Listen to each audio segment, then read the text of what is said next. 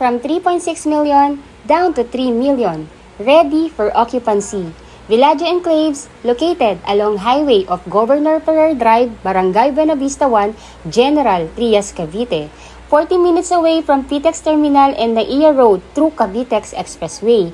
Duplex type, complete finish with tiles, 80 square meter lot area, 55 square meter floor area, 3 bedrooms with built-in cabinet, 2 toilet and bath, 2 car garage and provision for dirty kitchen and laundry area. 5 units left. 3 million total contract price, only 65,000 down payment to move in, and 22,000 monthly amortization through bank financing. Kung ang 3 million sa iba ay bare townhouse, dito, duplex complete finish with big lot ka na. General Trias, Cavite pa. Reserve na!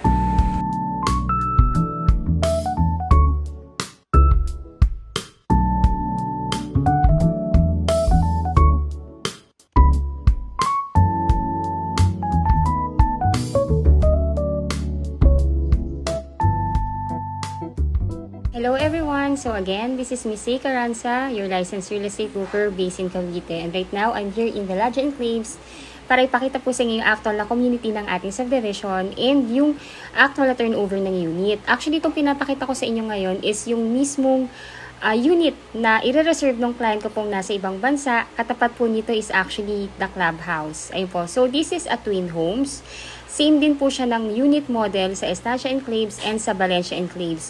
Again, si Villaggio Enclaves, General Trias, Cavite, is a sister subdivision po ng Valencia Enclaves at ng Estancia Enclaves. Kaya, same lang din po yung house model na makikita ninyo. So, this unit po is an 80 square meter with a 55 square meter floor area. Pag tinurn over po sa inyo to, complete finish with tiles. Sa ground floor po, naka-ceramic tiles na siya. Sa second floor, naka-wood tiles na po yan.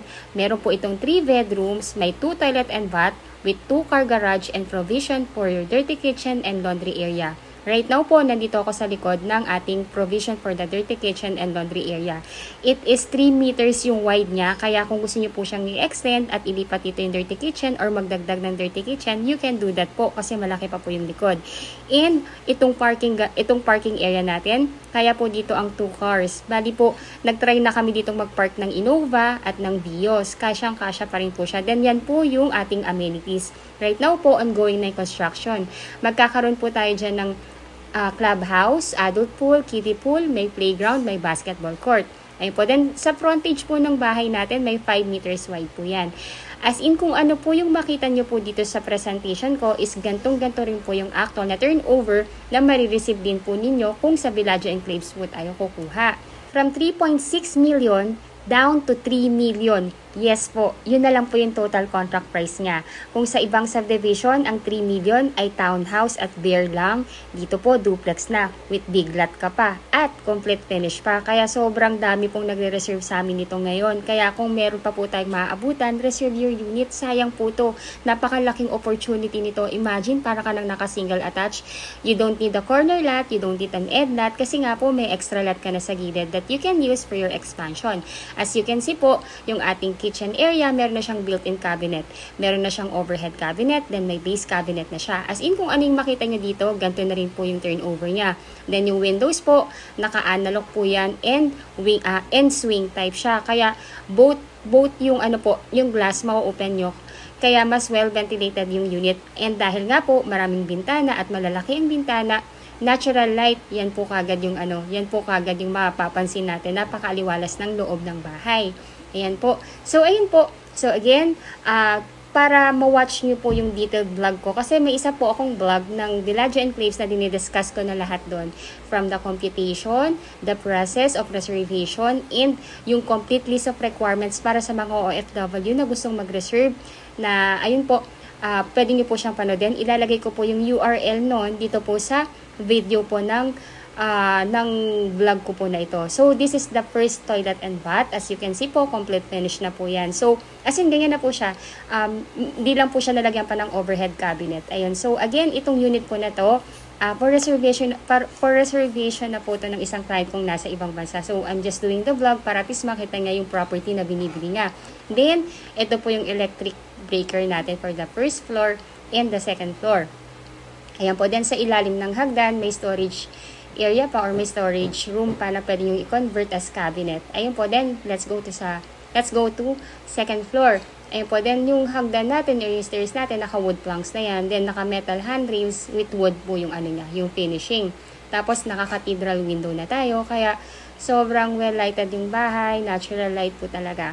Ayun po. So, ayun po, for our OFW clients na wala sa Pilipinas and nais na pong mag-reserve ng natitirang unit po dito, all you need to do po is to message me. My number is already posted in this video. Paki-contact niyo po ako doon. And check nyo po yung text description ng video na to. Nandun po yung URL ng aking Facebook account. I-add nyo na rin po ako para at least pwede po tayo itong mag-chat and makilala nyo rin po ako bilang broker ninyo. Ayun po din, pag message na po ako, I will get your email address para po ma-send naman po sa inyo yung reservation form para ma-fill upan nyo. Once ma-fill upan nyo na po yun, paki-send back po sa akin and bigyan nyo rin po ako ng 2 valid ID. Pwedeng passport or the other one po, pwede pong any Philippine government ID. Then you can do the reservation na. Pwede po kayong mag-online bank transfer sa sales officer namin. Ibibigay ko po sa inyo yung bank account niya. And pag nakapag-transfer na kayo ng payment, paki-screenshot lang po para ma-forward ko rin po sa kanya para mabigyan po niya tayo ng receipt. Ayun po. So again po, all you need to do po, i-contact niyo po ako, then magtalaga po kayo ng inyong representative. Yung representative po, siya po yung iti-tripping namin and pipirma in behalf ninyo sa pagkuha ng property dito sa Pilipinas. So, dapat po yung dapat po ang itatalagan ninyong representative is immediate family member like asawa, kapatid, anak, magulang, na nag-e-edad ng 21 up to 55 years old. Kung walang immediate family member at lahat po nasa ibang bansa, kahit mga cousins pwede po, basta po nasa loob ng circle ng family or second degree po. Hanggang third degree actually pwede po. Ayun po, so again, kung mapapansin niyo po, lahat ng bedrooms natin dito, lahat po yan meron ng built-in cabinet, then meron na rin po siyang provision for the AC.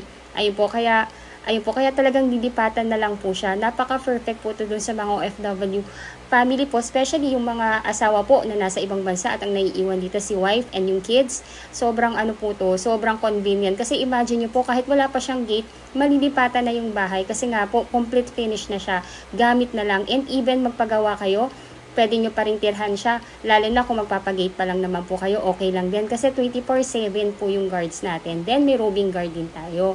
Again, the total contract price ng bahay is 3 million. Then the legal miscellaneous fee is 210,000. Inclusive po doon yung title transfer and government taxes natin. Then the total down payment po is actually 66,000. The first cash out po na gagawin po ninyo para makapag-reserve ng unit is to pay the reservation fee na 20,000. Yung 20,000 po, i-deduct po yan sa 66,000 na total down payment. Then yung remaining balance na 46,000, yung matitira po sa 66,000, which is 46,000, is payable within 30 days upon reservation. After po ninyong mabayaran yung down payment, stop payment na po muna kayo. Wala na muna tayong babayaran. Ipaprocess na po sa bank financing yung inyong approval. Usually po, it takes around 3 to 4 months. Then, pag may approval na po kayo, yung bank na nag-approve po sa inyo, i-email kayo directly sa email po ninyo na approve na kayo and ibibigay sa inyong kontrata. Basahin nyo lang po yung contract.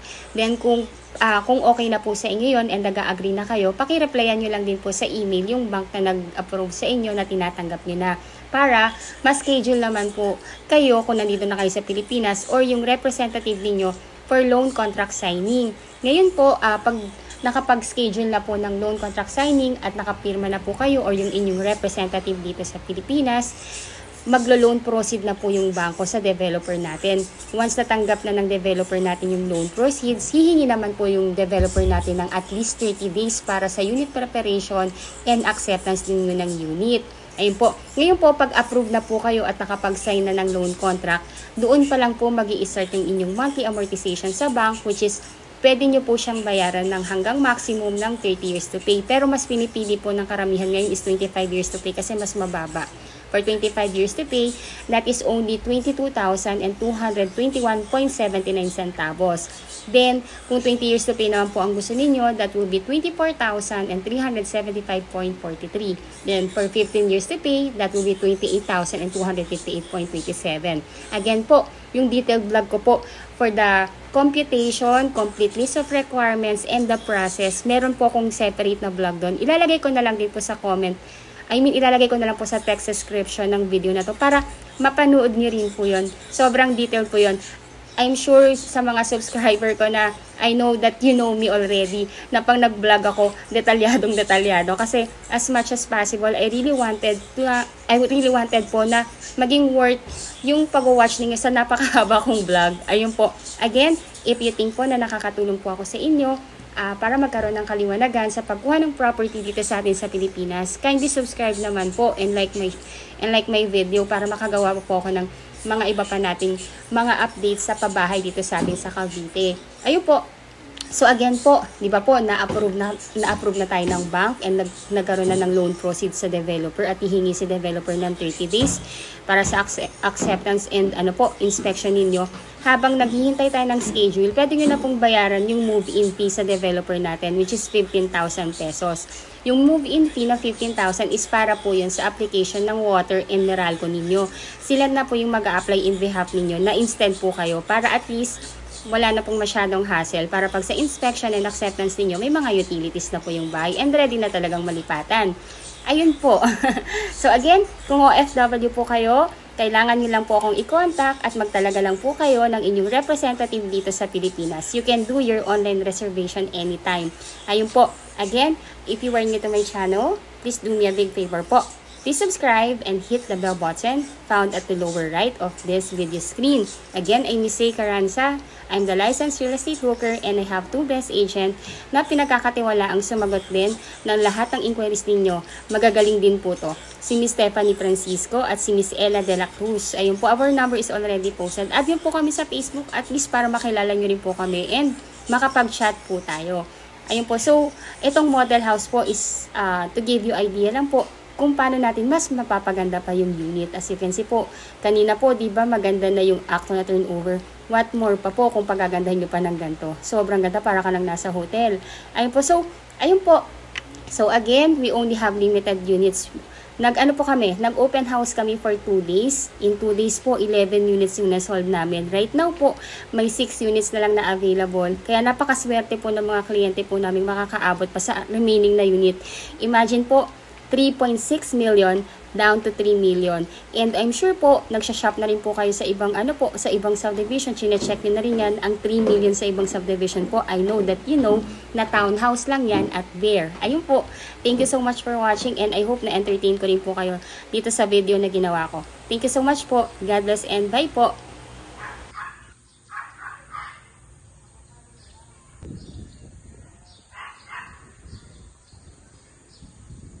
Hello everyone. So ayun, so ito naman po pinapakita ko sa inyo is itong vicinity map ng ating subdivision dito sa Villaggio Enclave. So again, ang ating subdivision is located along Governor Ferrer Drive, General Trias, Cavite. Yung mismong barangay is Barangay Buena Vista 1. So ang landmark natin is Villaggio Ignacio Subdivision. Nakatayo pa yung subdivision natin sa loob ng Villaggio Ignacio Subdivision. This is also owned ng Raymolan Land. So again, ito po yun. Along highway lang siya.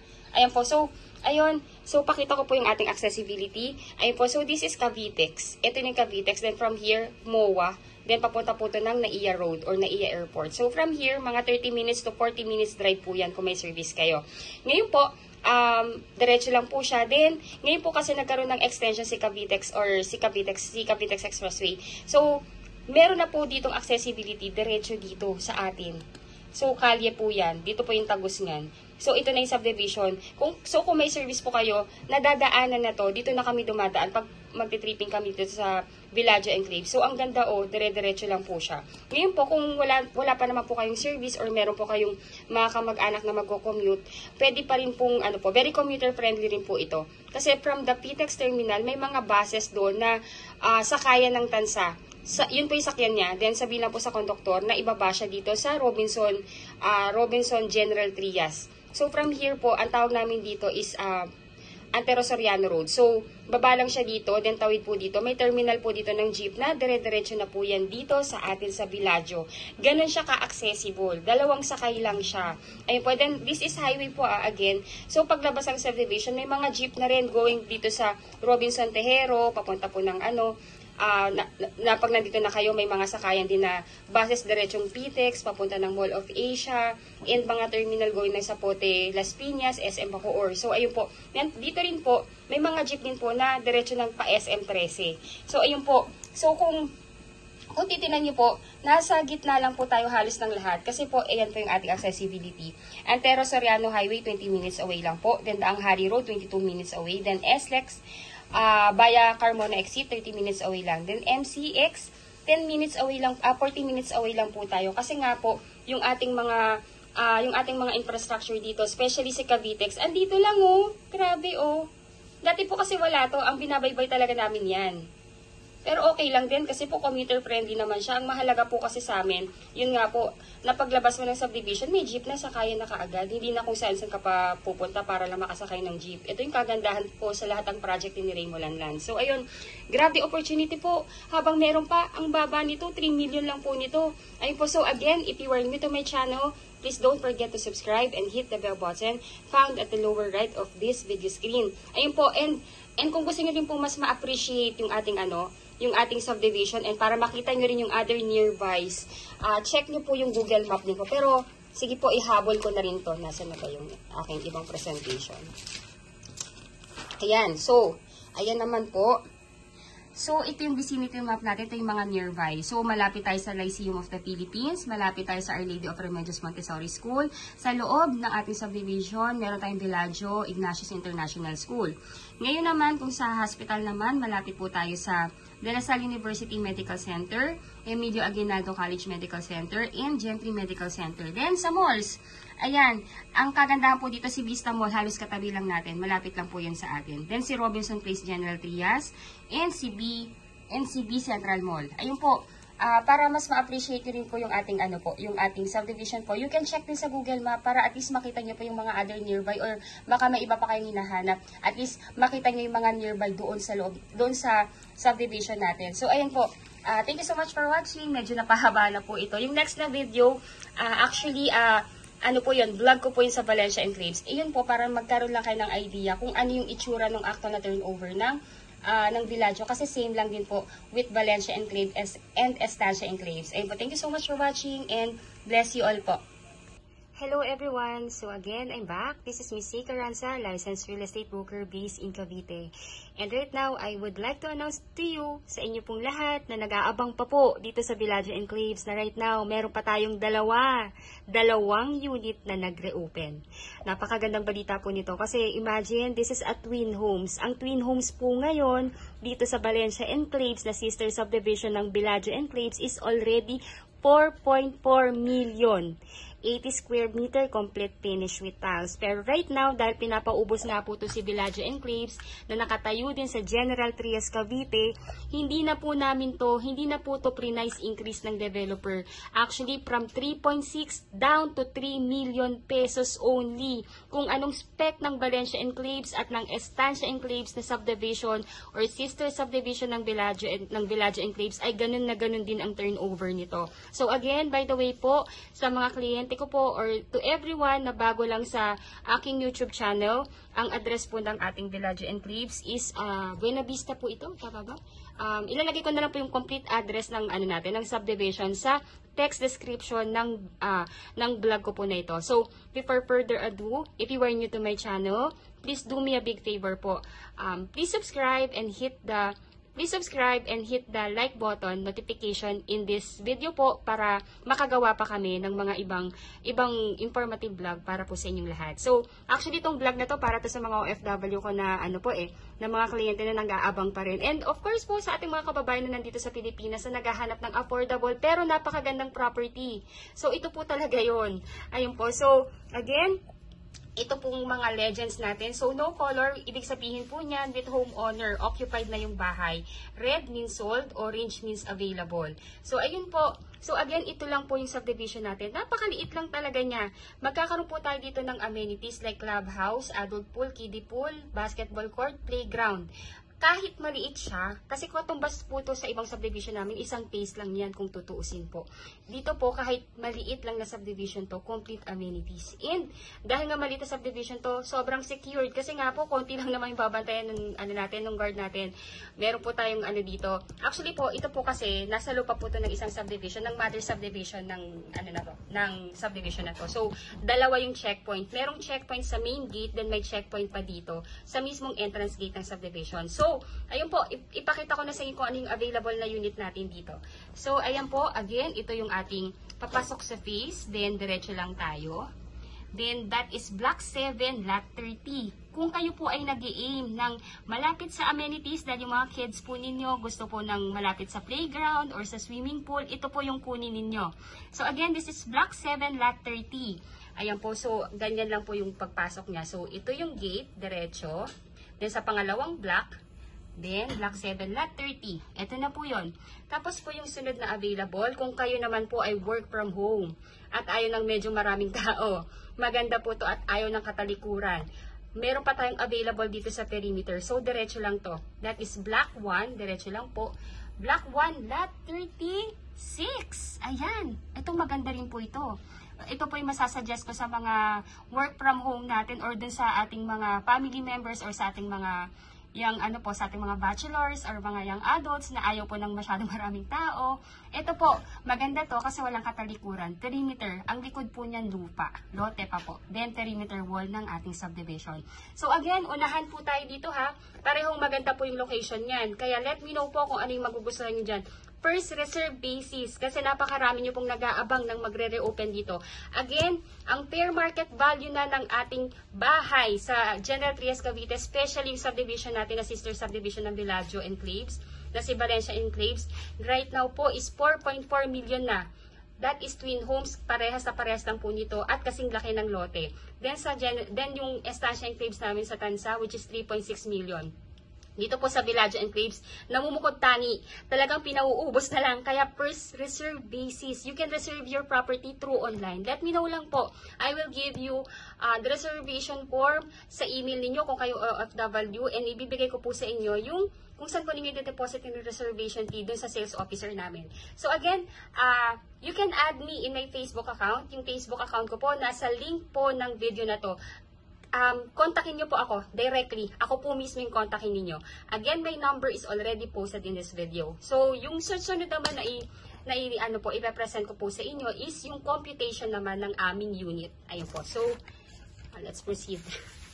Ayan. So, ito naman po yung computation ng ating Bellagio Enclaves. So, kukumpletuhin ko po ito kasi I know po, lahat po kayo ng mga kliyente ko, especially sa mga OFW, magkakaiba yung ating ang ating time. So, I like na i-present sa inyo ito ng kompleto na para at least pwede nyong i-rewind, pwede nyo na lang i-replay para at least po if you have any questions ma-review nyo po and contact me directly. So ayun po, again, ang pangalan sa subdivision natin is Bellagio Enclaves. Ang developer po nito is si Raymoland Lands. Si Raymoland Lands Inc., siya po yung may-ari ng Revisco at ng AUB, ng Estancia Enclaves, ng Bellagio Enclaves, Nostalgia Enclaves. Actually, napakaraming subdivision na po. Maraming finished project na po ang ating developer. Kaya hindi na kayo mangangamba about sa profile ng ating developer. So far po, everything is okay and everything naman po is na turnover na. Again, this is itong pinapakitang subdivision po sa inyo is Bellagio Enclaves po. Then ito naman po yung computation ng ating property. So, kung ano po yung napanood nyo po sa vlog ko about the Bellagio Enclaves, ganun na ganun din yung turnover na. So, complete turnover na rin po yan. May tiles na po sa ground floor. Then, yung natin sa kitchen, meron rin po yung kitchen cabinet. May base cabinet. Meron din pong overhead cabinet. Then, may then sa ating stairs, naka-wood tiles po yan. Then sa second floor, naka-wood tiles po yan. Lahat ng bedrooms nasa taas po. 3 bedrooms, 2 toilet and bath. May toilet and bath sa baba, may toilet and bath sa taas. with 2 carport. Then sa likod po, may provision for your dirty kitchen and laundry area. Ayun po, so lot area niya is 80 square meter. Floor area is 55 square meter. The total contract price is 3 million. Again po, this is already 3.6. 3.6 down to 3 million. Ayun po, so ang net TCP na lang niya is 3 million. Then miscellaneous fee is 210,000. Inclusive na po dito yung title transfer, yung mga legal tax na babayaran sa government, and processing fee sa bank. Ayun po. So, ang first cash out lang po natin to reserve the unit para makakuha pa po tayo is reservation fee na 20,000. Ito po ay part na rin ng down payment. Kaya ang magiging net na down payment na lang is 35,500 plus 5% initial miscellaneous fee. Yung 5% po, base po yan dito sa 210 na miscellaneous fee. So, that is 10,500. So, ang total po niyan is, mali po yung computation ko po dyan. Ang total na po na babayaran ninyo for the down payment po is 35,500 plus 10,500. That will be 41,000 po. Tama ba? Opo, 46,000 po. Yun po yung ating total na down payment na kailangan nating bayadan. Ngayon po, yung down payment natin is payable within 30 days from the reservation po. Ngayon po, pag paid na po natin yung down payment, stop payment na po muna tayo. Wala po muna tayong babayaran. Yung ating ipapa-approve na po kasi muna yan ng ating developer sa bank. Usually po, yung approval sa bank, lumalabas po yan within the period of 3 to 4 months. Ngayon po, pag may approval na kayo, i-email po kayo directly ng bank na nag-approve sa inyo. Basahin nyo lamang po yung approval. Then kung nag-a-agree na po kayo, replyan nyo lang po yung bank na nag-a-agree na po kayo doon para mabigyan po kayo ng date for the loan contract signing. Ngayon po sa loan contract signing, tatanungin na rin po kayo ng bank. Hello po, what I'm showing you right now is yung complete list of requirement as an OFW client po na wala sa Pilipinas. Kasi majority of our buyers po are OFW na wala sa Pilipinas. So number 1 po, kailangan lang namin ng inyong scan copy of 2 valid ID with 3 specimen signature. Husband and wife po kung married po. And ayun po, pwede nyo po lahat i-scan copy or email nyo na lang po sa akin lahat to, and ako na po bahala mag-print. Ayun po, then we also need a scan copy of 1 by 1 ID picture, husband and wife, or pwede nyo pong sendan na lang ako ng selfie with white background. Ayun po, then we also need your birth certificate plus Senomar if you are single, and marriage certificate if married. Then scan copy po ng inyong passport and latest arrival and departure stamp dun sa passport ninyo. Picturean nyo na lang po yan or scan copy nyo na lang po lahat yan. Ako na po bahalang mag-print. Then also, we need your TIN ID or TIN number. Kung kayo po ay wala pang TIN ID or TIN number, pwede po tayo magpagawa dito sa BIR. 450 po yung singil nila. Ayun po, husband and wife po if married. We also need your certificate of employment with declared compensation, or kung meron pa po kayong latest na job contract, pwedeng yun na rin po. Dapat po English translate if Arabic po, basta po English po dapat lahat. Then we also need your latest 3 months pay slip. Ayun po, then i-email ko po sa inyo yung SPA form. Yung SPA form po, maglalagay ako ng instruction doon kung saan kayo magpipirma. Then pagkapirma nyo po, dalhin nyo po yan sa Philippine Embassy kung saan bansa po kayo nag-work ngayon. Then isa-send back nyo po yan sa magiging representative ninyo dito sa Pilipinas para mapirmahan din niya. Once na pirmahan na po ng representative ninyo, pwede na po niya yan dalhin sa head office namin, or kung busy po siya, pwede naman pong ipa-LBC na lang or ipalala move. Ngayon po, I have a lot of clients po kasi na sinasabi na nahihirapan daw po magpa-consularize sa Philippine Embassy.